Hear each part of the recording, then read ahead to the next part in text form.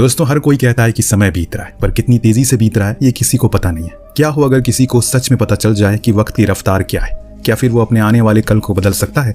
आज की कहानी की शुरुआत होती है जेस नाम की सिंगल मदर से, जो वेट्रेस का काम किया करती है। अपनी जिंदगी के उस पड़ाव पर है जहां उसकी पूरी जिंदगी अपने बच्चे और अपनी खुद की जिम्मेदारियों के बोझ तले दबी हुई है। उस दिन जब वो सोकर उठती है, उसका बेटा टॉम अचानक से घबराकर उठकर रोने लगता है। तो उसकी माँ उसे समझाती है कि जरूर तुम्हें कोई बुरा सपना देखा होगा और ऐसा हकीकत में कुछ नहीं होता, अब तुम शांत हो जाओ। दरअसल टॉम एक खास किस्म की बीमारी से जूझ रहा है, जिसमें वो बड़ा तो हो रहा है पर सिर्फ जिस्मानी तरीके से। दिमाग आज भी उसका वही बच्चे वाला ही है। इसी वजह से जेस उसे हमेशा अपने करीब रखती है और खुद से भी ज्यादा प्यार करती है। आज उसे साथ में काम कर रहे दोस्तों के साथ थोड़ा एंजॉय करने का सोचा, इसीलिए वो जल्दी जल्दी करके सब कुछ समेट रही। तभी उसकी डोर की बेल बजती है और बाहर गई तो वहां कोई नहीं था, पर बेल किसने बजाई फिर? तभी अंदर से आवाज आई किसी चीज के टूटने की। अंदर जाने पर पता चला ये तो टॉम ने कलर की शीशी गिरा दी, जिसे साफ करने के बाद वो फौरन कपड़े पैक करने में लग गई। फिर जब टॉम की बारी आई तो वो ऐन मौके पर उसके साथ चलने से इनकार करने लगा। अब जेस ने काफी कोशिश की उसे साथ ले चले, पर वो अपनी जिद पर अड़ा रहा। इसलिए गुस्से में आकर वो उसे घर में ही छोड़कर खुद अकेले ही चली गई। अब जब वो पोस्ट पर पहुंची तो विक्टर ने उसे पिक किया, जो उसके बर्ताव को देखकर काफी परेशान था। तभी ग्रेग आता है, जिसने सभी को अपनी बोट पर इन्वाइट किया था। वो भी जेस के इस बर्ताव को देखकर वजह पूछता है तो वो कहती है कि उसे कुछ नहीं हुआ है। तब ग्रेग ने उसे टॉम के बारे में पूछा, वो भी तो आने वाला था ना। जेस ने झूठ बोल दिया कि वो सो रहा है, इसीलिए मैं उसे लेकर नहीं आई। और उसके चेहरे की रंगत को देखकर ग्रेग को समझ नहीं आ रहा है कि असल में उसे क्या हुआ है। खैर, जब वो कुछ नहीं बताती तो वो उस चीज को इग्नोर करके बोट पर चले जाते हैं। सभी एंजॉय करते हुए समुद्र में चले जा रहे थे, पर इस कश्मकश में उन्हें पता ही नहीं चला कितनी दूर वो आ गए। इस बीच जेस, जिसकी आंख लग गई थी, एक बुरे सपने के कारण वो उठ गई। उसने देखा किसी अनजान द्वीप पर वो फंस चुकी है और कोई आस पास नहीं है। उसके इस अजीब से व्यवहार को देखकर ग्रेग भी विक्टर के पास गया और पूछा कि वो अपने बेटे को लाने वाली थी तो लाई क्यों नहीं। विक्टर ने बताया कि उसका बेटा एक बीमारी से पीड़ित है, हो सकता है कि इसीलिए वो उसे लेकर नहीं आई, या फिर वो स्कूल गया हो, पर आज तो संडे है, भला आज कौन सा स्कूल खुला होता है? यही सवाल था विक्टर का, लेकिन ग्रेग के पास कोई जवाब नहीं होता। यहाँ विक्टर एक और चीज बताता है, जब वो उसे कार से यहाँ लेकर आ रहा था तभी मैंने यही सवाल किया, मानो वो किसी और ही दुनिया में खोई हो। ऐसा लग रहा है कि एक क्षण के लिए वो खो सी गई हो। कुछ समय के बाद सभी ने नोटिस किया उनके ऊपर काले बादल छा गए, यानी कि तूफान नजदीक है। इसीलिए ग्रेग फौरन अपने आसपास मौजूद किसी शिप से कांटेक्ट करने की कोशिश करता है। तभी एक लड़की से उसका रेडियो कनेक्ट हुआ, जो बस इतना कहकर डिस्कनेक्ट हो गई, कोई है जो हमें मार रहा है, प्लीज हमारी मदद करो। इससे आगे ग्रेग कुछ और पूछ पाता कि कनेक्शन टूट जाता है। अब तो ऊपर तूफान भी अपने चरम पर था। फिर जिस बात का डर था वही हुआ, इनकी बोट उन लहरों को झेल नहीं पाती और डूब गई। परंतु सभी ने लाइफ जैकेट पहने हुए थे, इसीलिए बच जाते हैं। सुबह हुई तो ये सब इस उम्मीद में बैठे थे कि जरूर कोई मदद के लिए यहाँ से गुजरेगा। हुआ भी कुछ ऐसा ही, लेकिन यहाँ सिर्फ मदद नहीं मिलने वाली थी, पर यहीं से अंत की शुरुआत थी। ऐसा मैं क्यों कह रहा हूँ ये आपको कुछ देर में पता चल जाएगा। सामने से आ रहा एक बड़े से शिप पर इनकी नजर गई। इन्होंने चिल्लाना शुरू किया, लेकिन वो रुका ही नहीं, परंतु वो इतने करीब से गुजरा कि इन्हें मौका मिल गया ऊपर चढ़ने का। इसीलिए एक एक करके सभी ऊपर चढ़ जाते हैं। उसके बाद तो मानो ऐसा लगा कि शिप से ज्यादा शांति इस दुनिया में कहीं भी नहीं है। वहाँ रूम तो थे, लेकिन उसमें रहने वाले लोग ही नहीं थे। ऐसा लग रहा है कि मानो ये शिप उन्हें खा गया हो। इस शांति से अब इन्हें डर भी लगने लगा है। तभी जेस को ऐसा महसूस होता है जैसे कि मानो यहाँ पर पहले भी आ चुकी है। लेकिन ग्रेग उसे बोलता है कि हो सकता है कि तुम्हें बस एक वहम हो रहा हो, ये होता है कभी कभी, इसमें घबराने की बात नहीं है। पर जेस को ऐसा कुछ नहीं लग रहा था। थोड़ा और अंदर जाने पर विक्टर को एक पेंटिंग दिखी जो इसी शिप की थी और उसके नीचे उसका नाम भी था, जो था अफोलस। जो सुनते ही जेस को एक कुछ याद आया। दरअसल अफोलस एक ग्रीक मिथोलॉजी में वायु के देवता थे और इस शिप का नाम भी उसी पर रखा गया है। लेकिन वो अपने बेटे सिसिफस से बहुत ज्यादा क्रोधित थे, क्योंकि वो बहुत ही ज्यादा चालाक था। उसने 2 बार मौत को चकमा दे दिया, पर यह चीज उसके पिता को पसंद नहीं आई। इसलिए उसके कर्मों के लिए उन्होंने उसे एक ऐसी सजा दी जिसमें उसे एक बड़े से पत्थर को ऊंचे पहाड़ को लेकर जाना था। सिसिफस को यह बात आसान लगी क्योंकि वो बेहद ही शक्तिशाली था। लेकिन जब वो आधे रास्ते पर पहुंचता है, वो पत्थर लुढ़क कर नीचे आ जाया करता है। दोबारा से ऊपर वो ले जाता है उसे, पर यही चीज बार बार होती रहती है। और इसी तरह उसके पिता यानी कि वायु के देवता ने उसे अनंत काल तक सजा में बांध दिया, जो कि उसके कर्मों की वजह से उसे मिली थी। ये सब जेस बता रही थी कि तभी इन्हें कुछ गिरने की आवाज आई।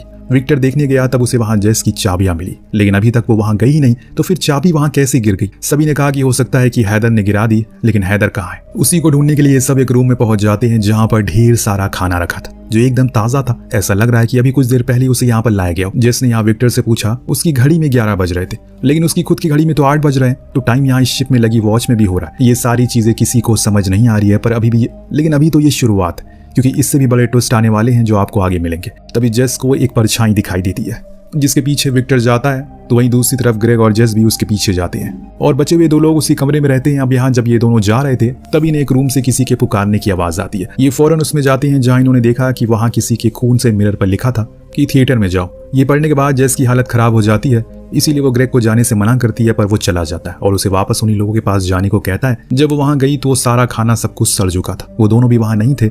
इतने में विक्टर बुरी तरह जख्मी हालत में वहां पहुंचता है और बिना कुछ समझे उसे मारना शुरू कर देता है। जेस को भी खुद का सेल्फ डिफेंस में उसे मारना ही पड़ता है, वरना वो उसे सच में मार देता। तभी अचानक से थिएटर की तरफ से गोली चलने की आवाज आती है। जेस भागते हुए वहां गई, देखा कि किसी ने ग्रेग को शूट कर दिया। ये देख उसकी हालत खराब हो जाती है। तब सैली उससे कहती है, उसने मारने से पहले हमसे कहा था कि तुमने उसे गोली मारी है, लेकिन जेस तो उस कमरे में थी, अभी अभी तो आई है वो, तो ये कैसे हो सकता है। तभी ब्रानी बोलता है कि मुझे ये बताओ, तुमने हमसे ये क्यों कहा जाओ थिएटर में, तुम्हारा वहां कोई इंतजार कर रहा है। अब ये सारी बातें जेस के दिमाग के ऊपर से जा रही थी, क्योंकि उसे खुद कुछ समझ नहीं आ रहा है कि ये सब चल क्या रहा है। तभी एक अनजान शख्स सैली और ब्रानी को गोली मारकर उनका खेल खत्म कर देता है। अब वो जेस को भी शूट करने की कोशिश करता है, लेकिन वो खुद की जान बचाकर वहां से भागकर डेक पर आ जाती है, पर वो अनजान आदमी उसके पीछे ही था। लेकिन अब उसकी बंदूक की गोलियां खत्म हो चुकी है। तभी जेस के हाथ एक कुल्हाड़ी लग जाती है, जिसे वो उसे मारना शुरू करती है। तब वो अनजान शख्स कहता है कि ऐसा मत करो, सभी को खत्म कर डालो, तभी तुम जिंदा बचोगे, वरना कुछ नहीं बदलेगा। इतना कहने के बाद वो पानी में कूद जाता है, पर जेस को उसका कहा कुछ भी समझ नहीं आया। लेकिन सिर्फ यही नहीं हुआ, बल्कि एक और चीज हुई जो हर किसी के दिमाग को खोल देगी। उसने देखा कि उसका खुद का ग्रुप अपनी पलटी हुई बोट में मदद की गुहार लगा रहा है। यानी कि ये साफ मतलब है जेस अब एक ऐसी जगह पर फंस चुकी है जिसमें उसे वही सब दिखेगा जो हो चुका है। अगर आसान भाषा में कहा जाए तो उसे वही सब कुछ दोबारा से होते हुए बार बार दिखेगा जो उसने कुछ देर पहले अपनी आंखों से देखा था, पूरा हादसा। जिसका मतलब ये है कि एक समय की भूलभुलैया में वो अटक चुकी है, जिसमें से कैसे बाहर निकलना है उसे खुद नहीं पता। खैर फिलहाल वो अपने ग्रुप से छुप जाती है और देखती है कि वो सब वही चीजें कर रहे हैं जो उन्होंने आने के बाद यहाँ पर करी थी। यानी कि इस बारी भी सब मरेंगे, लेकिन अंत में कौन बचेगा। यहाँ जब वो छुप कर उन लोगों को देख रही थी, तभी उसकी चाबी वहीं गिर जाती है, जिसे विक्टर लेने के लिए आता है। तो रियल जस जाकर उसी रूम में छुप जाती है जहाँ ढेर सारा खाना रखा हुआ था। तब वहाँ ये लोग आते हैं। उसी दौरान वो दूसरी वाली जस एक परछाई को देखती है जो असल में इसी जस की थी, जिसका पीछा विक्टर करता है, जो उसे मिल भी जाती है। तब वो उसे सब कुछ बताने की कोशिश करता है कि वो लोग यहाँ पर पहले भी आ चुके हैं, लेकिन विक्टर को ये सब मजाक लगता है, इसीलिए वो उसकी किसी बात पर यकीन नहीं करता। तो जस गुस्से में आकर उसे धक्का दे देती है, जिसके कारण उसका सर जाकर एक हुक में लगता है और वो वहीं बुरी तरह घायल होकर गिर पड़ता है। इसके बाद भागकर वो एक रूम में पहुंची तो वहां उसे खूब सारे फटे हुए पेपर दिखाई दिए, जिस पर लिखा था जितनी भी लोग यहाँ आए उन्हें नाव से उतरने से पहले मार दो, वरना ये सब सालों तक चलता रहेगा।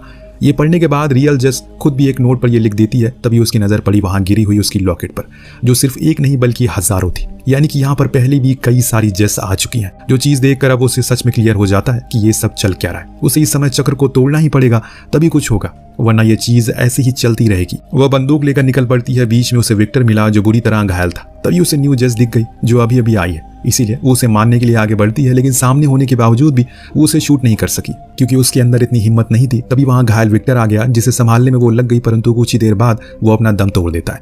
अब बस उसी किसी भी तरह सैली और ब्रानी को बचाना है, इसीलिए वो फौरन थिएटर में गई जहां पहले से वो सब कुछ हो रखा है, जो कि हमने पहले भी देखा है। यानी कि ग्रेग को उस ओल्ड जस ने शूट कर दिया, पर सैली और ब्रानी को रियल जस बचाकर बाहर लाती है और उन्हें अपनी बंदूक देकर बताती है कि तुम लोग को यहीं पर रहना होगा, जो कोई तुम्हारे सामने आए उसे मार दो, क्योंकि वो असल में वो नहीं है जिसके साथ तुम यहाँ आए थे। ये सब सुनकर उन दोनों को कुछ भी समझ नहीं आता, पर उन्होंने फिर भी उसकी बात को मान लिया और बंदूक तान दी और खड़े हो गए। बाहर निकली जस को खून के निशान दिखे तो उसका पीछा करते हुए डेक पर पहुंची। तभी उसे नीचे से गोली चलने की आवाज आई, जो सुन वो नीचे जाने लगी, लेकिन तब तक उन दोनों के सामने वो पुरानी जस आ गई जिसने वो मास्क पहना हुआ था। उसने उनसे कहा कि आओ मेरे साथ चलो, वरना हम सब मारे जाएंगे।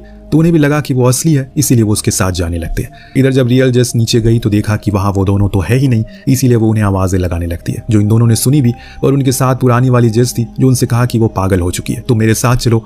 अब जब ये रूम में गई तो वहां जस उन पर चाकू से वार करके उन्हें मारने की कोशिश करती है, जिसमें वो ब्रानी को मार भी देती है, लेकिन सैली बच जाती है। भागकर वो कंट्रोल रूम में आती है जहां उसने रेडियो से भी कहा वो हमारे पास ही है, सभी को मार रही है, प्लीज हमें बचाओ। उसकी ये बातें नाव पर फंसा हुआ ग्रेग सुन रहा होता है। सब कुछ याद आया आपको? ये सीन शुरुआत में हमने देखा था, यानी कि उस समय जो लड़की उससे मदद मांग रही थी तो खुद सैली ही थी, जो वहां भी थी और यहाँ भी थी। अभी तो ऐसा सीन आएगा जो साबित कर देगा कि सैली कब से यहाँ पर है। इतने में वहां पर रियल जस पहुंचती है, पर सैली को लग उसी ने ये सब किया, इसीलिए वो उसे भागकर ऊपर डेक पर आ जाती है, पर रियल जस उसके पीछे पीछे आती है। अब जो मंजर आता है वो देखकर उसके होश उड़ने वाले हैं। दरअसल वहां सिर्फ एक सैली नहीं बल्कि अनगिनत सैली थी, लेकिन वो सभी मर चुकी है, जिसका ये साफ मतलब है कि इस समय चक्र को तोड़ने का रियल जस ने कोशिश की, वो उसे पहली भी आने वाली जस ने कई बार किया है। उसके कारण ये सारी सैली यहाँ पर मरी है, उनकी लाश पड़ी है। अब वो सैली के पास जाती है और उसे समझाने की कोशिश करती है कि ये सब कुछ जो कुछ भी हो रहा है वो पहली बार ही नहीं है, बल्कि ये कई सालों से चल रहा है, पर अब मैं इन सभी को बंद कर दूंगी। लेकिन इतने में ही सैली की मौत हो जाती है। तभी हम देखते हैं कि अब एक नया ग्रुप मदद की गुहार लगाता है, लेकिन इस बारी जस को उन सभी को खत्म करना होगा, तभी कुछ बात बनेगी,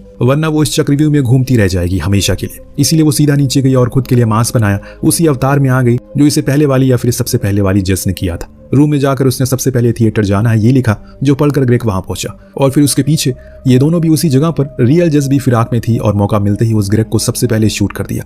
फिर बाद में सैली और ब्रानी को भी, लेकिन नई जेस बचकर निकल गई तो वो उसका पीछा करती है। और तब यहाँ वही सीन आता है जो हमने कहानी की शुरुआत में देखा था, यानी कि सबसे पहले वाली जेस के साथ होते हुए देखा था। दोनों ही जेस आपस में लड़ाई कर रही हैं और नई जेस जो होती है वो पुरानी वाली यानी कि रियल जेस पर भारी पड़ना शुरू हो गई है। तब रियल जेस ने भी उससे वही कहा जो उस टाइम की जेस ने कहा था, उन्हें मार कर खत्म कर दो वरना ये सालों साल चलता रहेगा। इतना कहने के बाद वो फिर से पानी में कूद जाती है। दोस्तों अब यहाँ से एक अलग प्लॉट आपके सामने आने वाला है, यानी कि जो चीज हमने पहले देखी है वो क्यों थी और इसके पीछे की क्या वजह थी ये हमें आगे पता चलेगा। तो अब जेस की आंख खुलती है, वो एक द्वीप जैसी जगह पर हूबहू उसी तरह जैसे उसने उस बोट पर सोते हुए सपने में देखा था। यहाँ से वो आगे गई, उसे अपने घर दिखाई दिया जिसके अंदर वो पुरानी वाली जेस थी जो टॉम पर चिल्ला रही थी कि वो कपड़े नहीं पहन रहा है। और ये सब ये रियल जेस खिड़की से देख रही है, जिसे टॉम देख लेता है और इसी डर के कारण उसके हाथ से वो कलर गिर गया जो पुरानी जेस थी और उसे मारना शुरू कर देती है। तभी इस वाली जेस ने बेल बजा दिया और जब वो बाहर गई देखने के लिए तो वहां कोई नहीं था। तो जैसे ही दूसरी जेस अंदर आई उसने उसे हथौड़े से मारकर खत्म कर दिया। और ये सब टॉम देख लेता है, जिससे जेस वही समझाती है जो हमने कहानी की शुरुआत में सुना था, यानी कि एक बुरा सपना है जो तुमने अभी अभी देखा है, इसीलिए इसे भूल जाओ। इतना कहने के बाद वो उसे लेकर कार में बैठ जाती है और खुद घर से उस जेस की लाश को लेकर बाहर आती है और डिग्गी में बंद करके उसे कहीं छुपाने ले जाने लगी। तभी उसकी कार से एक पंछी टकरा जाता है तो वो उसे उठाकर साइड में फेंकने के लिए गई तो वहां ऐसे कई सारे पंछी थे, यानी कि ये घटना भी कई बार हो चुकी है, ये कोई नई बात नहीं है। ये सब देखकर वो फौरन भागकर कार में आई और तेजी से भगाने लगी कार को। स्पीड के कारण टॉम को घबराहट होने लगती है और अचानक कार की टक्कर एक ट्रक से हो गई, जिससे कि उनकी पूरी कार पलट गई और आसपास के लोग फौरन भागकर आए देखने के लिए क्या कोई जिंदा है। लेकिन जो मरी हुई जेस थी उसकी लाश बाहर आ जाती है और टॉम भी मारा जा चुका था। लेकिन जो रियल जेस थी वो अभी भी जिंदा है, इसीलिए वो वापस उसी पोर्ट पर गई जहां से ये सब की शुरुआत हुई थी, ताकि वो वापस से उसी लूप में जाकर अपने बेटे को हासिल कर सके। यहाँ सब कुछ पहले जैसा ही होता है जैसे हमने शुरुआत में देखा था। तो कहानी इसी देश के साथ यहीं खत्म हो जाती है। मतलब कि दोस्तों ये लूप हमेशा चलता रहेगा और कभी खत्म नहीं होगा। ये एक माइंड बेंडिंग कहानी है जो आखिरी तक आपका इंटरेस्ट बनाकर रखती है। वेल आपको कहानी कैसी लगी हमें कमेंट करके जरूर बताएगा। मिलते हैं अगली वीडियो में। Thank you so much watching. Peace out.